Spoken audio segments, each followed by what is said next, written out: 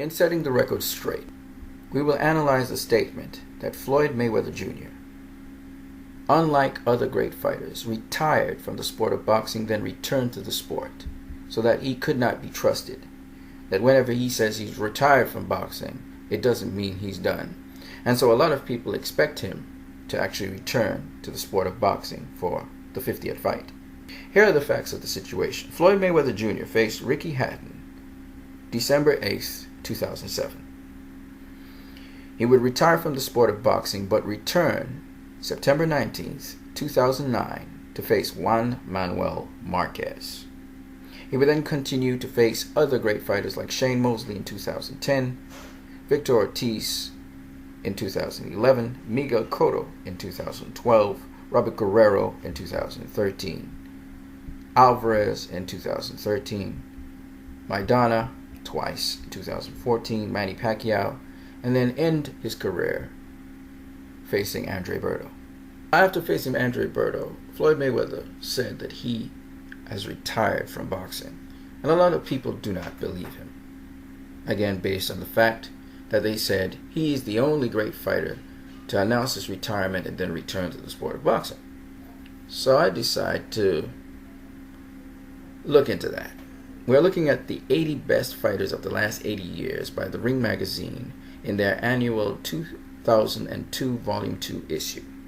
At the top of the list is Sugar Ray Robinson. Sugar Ray Robinson is known for the fighter that inspired Pound for Pound. But what many people do not know is that in 1952, after facing Joey Maxim, Robinson retired from boxing December of that year. After retiring from boxing, he would return 3 years later to face Joe Rindon in Detroit, Michigan. After facing Joe Rindon and defeating him, he faced Ralph Jones, 1955. Only 14 days later, he would lose to Ralph Jones, who had beaten many a great fighter. Joe Rindon being an okay fighter, but Ralph Jones being a pretty good fighter.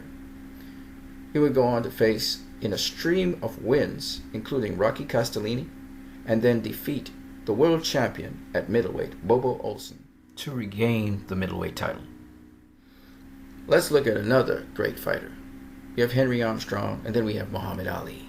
Muhammad Ali, considered, as his alias says, the greatest. Now, we're somewhat familiar with Muhammad Ali's story, how, for religious reasons, he decided that he was not going to be drafted in to fight a war against people who he did not know. But what we don't know is that Muhammad Ali, back in 1970, specifically February the 1st of 1970, retired officially from boxing. Now, while he had legal troubles that were from before that period, actually 1967 all the way up to 1970, where legal cases were put against him for not going into the draft, and he appealed it all the way up to the Supreme Court. This included 10 years jail sentence and stripping of his boxing license. Muhammad Ali officially, as I said before, retired from boxing, but he would return to boxing October 26, 1970, and face Jerry Quarry, a very competent and good boxer, and knock him out in 3 rounds. He would then go on to face Oscar Bonavena, a very excellent Argentinian boxer, who was knocked down 3 times in the final round of the fight, and since the 3 knockdown rule was in effect, the fight was stopped. He would go on to face Joe Frazier, 1971, and be defeated by him by unanimous decision. Number 4 on the 80 best fighters of the last 80 years is Joe Louis. The Brown Bomber is universally recognized as one of the greatest heavyweights of all time, and the reason being that he had the longest unbeaten streak in heavyweight boxing, and his defeat of Max Schmeling signaling the end of World War II. Now, most people know that he took a break from boxing to enter the draft, but what a lot of people do not know is that Joe Louis actually retired from boxing after his second fight against Jersey Joe Walcott. In fact, he announced his retirement from boxing March 1st, 1949. But he would return to the ring September 27, 1950 to face Ezzard Charles. Ezzard Charles defeated him by unanimous decision to become the heavyweight champion of the world. Now, why this is so great is because Joe Louis was still somewhat in form, even though he came out of retirement to face Ezzard Charles. Now, what is most remarkable about everything I just told you is that most of these boxers who came back out of retirement usually were either a little rusty or, for some reason or the other, they would lose a fight somewhere down the road. And why I am stating this and making you observe this is because Floyd Mayweather Jr. came out of retirement and all he did was win. The last person in the top 10 of the 80 best fighters of the last 80 years I want to mention is Sugar Ray Leonard. You can see he's ranked number 9. Sugar Ray Leonard, back in 1982, faced Bruce Finch and defended his unified WBC, WBA World Welterweight titles, knocking out Finch in the 3rd round. What was even more impressive about it was that he was the undisputed welterweight champion of the world after he had beaten Thomas the Hitman Hearns September 16th, 1981. In his preparation for Robert Stafford to be specific, he realized that his cornea was detached and needed fixing. He got it repaired with the medical doctor, but he retired from the sport of boxing for a brief minute. He came back in 1984 after his retina was fixed and faced Kevin Howard, knocking him out in the 9th of 10 rounds, and then went on to retire once again from the sport of boxing. He would return 3 years later in 1987 to face Marvin Hagler and to win the WBC World Middleweight Championship of the world. He would go on to face Donnie Lalonde at super middleweight, a new division, but he would also get the additional light heavyweight title from Donnie Lalonde, knocking him out in the 9th of a 12-rounder. He would go on to face Thomas the Hitman Hearns and get a draw. Arguably, Hearns beat him. Rematch Roberto Duran for the 3rd time and beat him before losing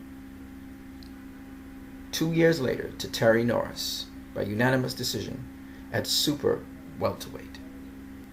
As ranked by the Ring magazine in 2002, all 4 of these people I just mentioned are the best fighters, in fact the top 10 best fighters in the last 80 years. Notice all of them retired from the sport of boxing at some period of time in their careers and then returned to the sport of boxing, just like how Floyd Mayweather did. In fact, Sugar Ray Leonard retired from the sport of boxing 2 times, which is 1 time more than Floyd Mayweather has. So I just wanted to set the record straight on Floyd Mayweather Jr. retiring from the sport of boxing. He's not the first to do it. Many great fighters have done it before him. So when you put these things into context, you can see how spurious, once again, these allegations that Floyd Mayweather Jr. has left the sport of boxing before, retired. I think they even say retired multiple times. And then they say that you shouldn't take him seriously now that he's retired from the sport of boxing. I'm going to make a categorical statement here. I could be wrong, but I'm going to say I clearly believe Floyd Mayweather Jr. is not returning to the sport of boxing. And all those rumors that he will return, I believe they're fallacious. Roger Mayweather. Roger Mayweather's health has deteriorated, and I don't think Roger Mayweather at this point in time is able to do the necessary mitt work the way how it ought to be done for Floyd Mayweather Jr. to return to the ring and be sharp as he should be. And for anybody who's been observant, they would notice the decline in Floyd Mayweather Jr.'s coordination. Not so much his quickness, not so much his speed, but his coordination. I saw him fall in 2 fights. First, in the second fight with Marcos Maidana, he tripped over his own leg and went down. And then in his very final fight against Andre Berto, in doing a pull counter, Floyd Mayweather Jr. ducked under Berto's hand and fell to the ground. And that can only mean one thing. His body is not keeping up to speed with what he wants to do in the ring anymore.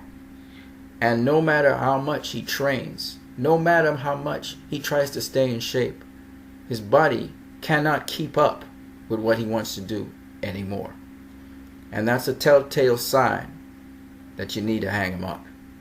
And so I believe Floyd Mayweather Jr. is done with boxing. His 49th fight is fine enough. He's not going to return for 50th. And he's cool with just 49 fights. When you think about it, he has nothing else to prove in the sport of boxing. You know Joe Louis? Joe Louis has won 26 championship fights. And guess what? So has Floyd Mayweather Jr. In fact, Floyd Mayweather Jr. and Joe Louis are tied. They have the longest winning streak in terms of championship fights. Add to the fact that Floyd Mayweather has also tied the 12th greatest fighter over the last 80 years, Rocky Marciano's undefeated 49-0-0 with no contests, perfect record. Just combining those two things is incredible. And add to the fact that Floyd Mayweather has faced 20 famous boxers in the world.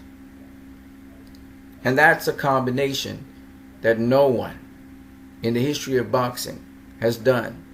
Then add to that the fact that he has won and beaten world champions consecutively for at least 7 years. And then add to the fact that he has defeated 13 opponents back to back for the last 9 years of the highest caliber. Then add to that the fact that Floyd Mayweather Jr. is also the only fighter in the history of boxing to be reigning as a champion for 12 years and 8 months. And consider he beat these 13 top-tier opponents past his prime years, retiring as the best boxer in the world at 38. Truly, Floyd Mayweather Jr. is to be considered the best ever. You guys have a great one.